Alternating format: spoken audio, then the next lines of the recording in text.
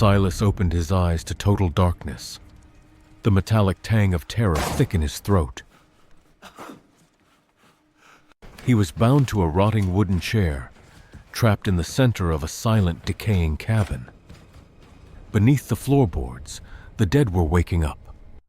A pale, terrifying hand, tipped with rusted iron nails, clawed its way through the wood, scraping at his boots.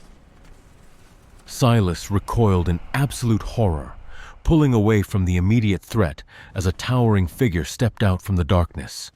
It was the Undertaker.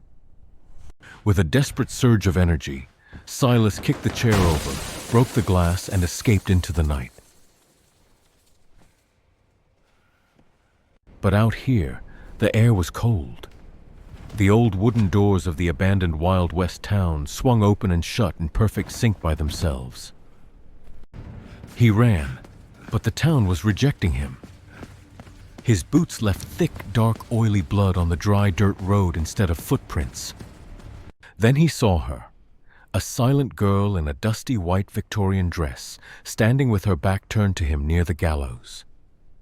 "Don't look at the sky," she whispered. But Silas made the mistake of looking up. There was no moon. Only a giant, unblinking human eye staring down.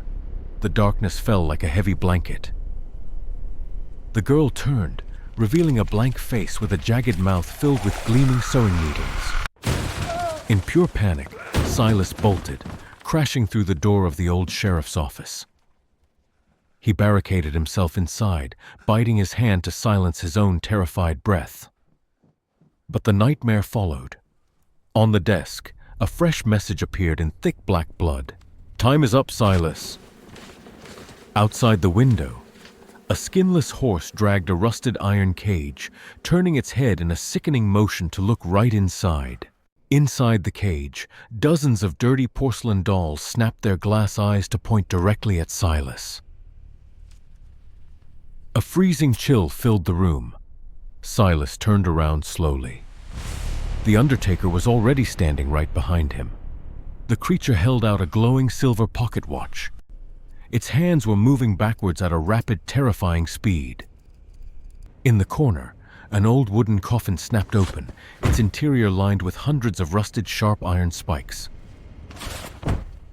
Trapped in the corner, Silas fought back in pure desperation. He grabbed a heavy iron rod and swung it violently at the Undertaker's head. The blow shattered the creature's clay-like face.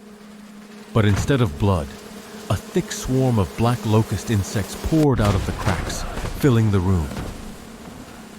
Silas kicked the back door open and collapsed into the narrow, dark alleyway. Silas suddenly fell through a breaking sinkhole in the alleyway.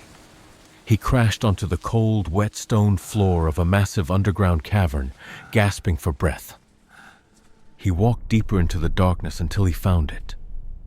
An ancient, terrifying church built entirely out of white human bones and skulls. On the stone slab of the altar sat a rusted metal box wrapped in heavy iron chains.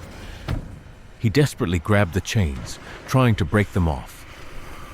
Inside the box sat a dark, dried human heart. Suddenly, it started beating heavily. Silas jumped back in pure terror. It was his own heart. He fell to his knees in front of the altar, clutching his chest. He finally understood the horrible truth. He died 3 days ago in the desert.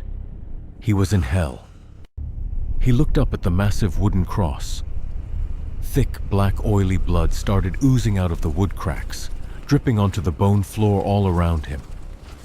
Suddenly, a massive shadow loomed over him from behind.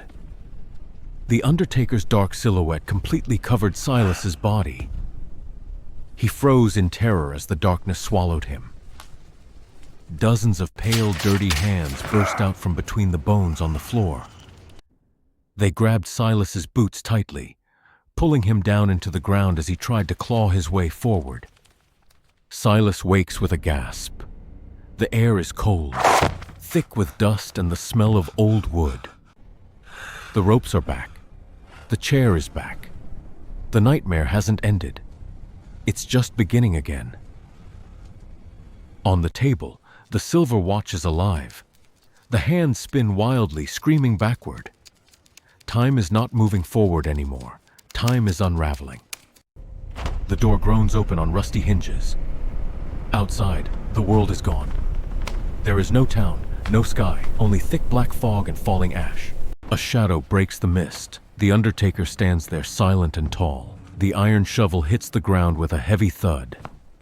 He's been waiting Silas. Silas looks to the mirror, but the man looking back isn't him. Eyes like empty pits. A mouth sewn shut with jagged thread. The reflection is his dark reality. Panic takes over.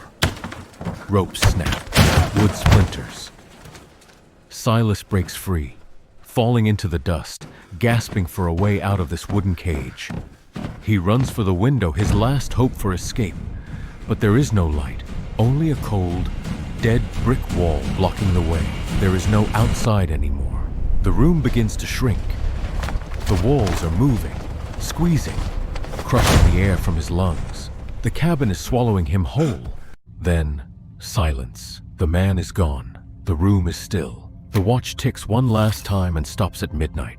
Sleep now, Silas. You'll be waking up soon. Silas grabs his heavy gun and smashes the cabin wall. Outside, there is only a scary red void. He steps out onto a floating stone path. Below him, thousands of old chairs drift in the dark. Silas is trapped and alone. A ghostly figure appears in the fog. It is Dr. Aris. He points toward a giant metal door. Silas runs as fast as he can while the path crumbles behind him. He jumps and slams into the door just in time.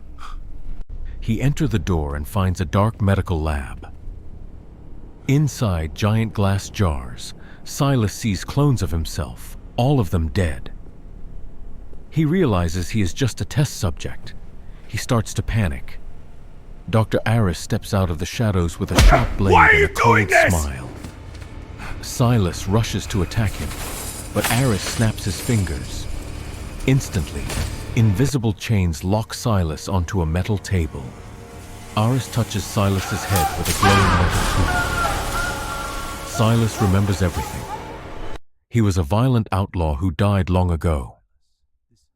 Aris whispers, "You are dead, Silas. This is your personal hell." Silas screams in rage. He uses all his strength and breaks the magic chains. He tackles Dr. Aris to the floor and raises his fist to strike. Suddenly, a heavy iron shovel slams down. It's the Undertaker. He raises his hand, and the floor opens up. Silas falls through a dark void. Broken mirrors show his past crimes and his death. He screams in regret, but the falling never ends. He lands in a massive graveyard under a blood-red moon. Thousands of crosses surround him in the fog. He is alone with the dead. Silas walks to a fresh grave. He looks at the wooden marker and freezes. It says, Silas Vance. He's staring at his own grave. Suddenly, rotting hands burst from the grave. They grab Silas, dragging him toward the dark pit. He claws at the wet ground, but the grip is too strong. Silas is pulled into the deep dark hole. The dirt slides down, burying him alive. He reaches for the red moon one last time before the darkness swallows him. The grave is filled. Everything is silent under the red moon. Dr. Aris and the Undertaker stand together, looking down at where Silas is buried. Silas wakes up gasping on a cold metal table, surrounded by the hum of machines. Silas looks around in horror at giant glass jars filled with his own lifeless clones.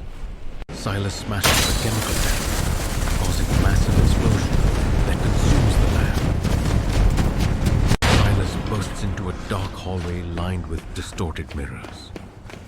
In every mirror, Silas sees his past crimes and the faces of those he betrayed. Then a heavy shovel scrapes against the floor. The Undertaker's shadow looms at the end.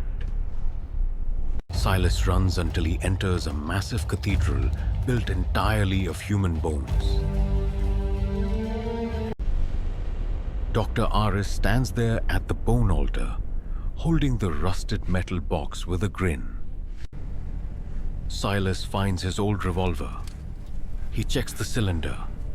Only one silver bullet remains. Silas turns toward the altar, locks his eyes on the heart, and fires the shot. The bullet shatters the heart. The sky cracks like glass, revealing absolute darkness. Silence falls. Silas floats in the dark, waiting for the end to finally come. A giant pocket watch appears in the void, its hands ticking backward loudly. Silas jolts awake, gasping for air as light suddenly floods his vision. But he is back in the rotting cabin, tied to the same wooden chair once more. Dr. Aris steps out from the darkness. He smiles slowly and whispers, "Welcome back, Silas. Let's try again."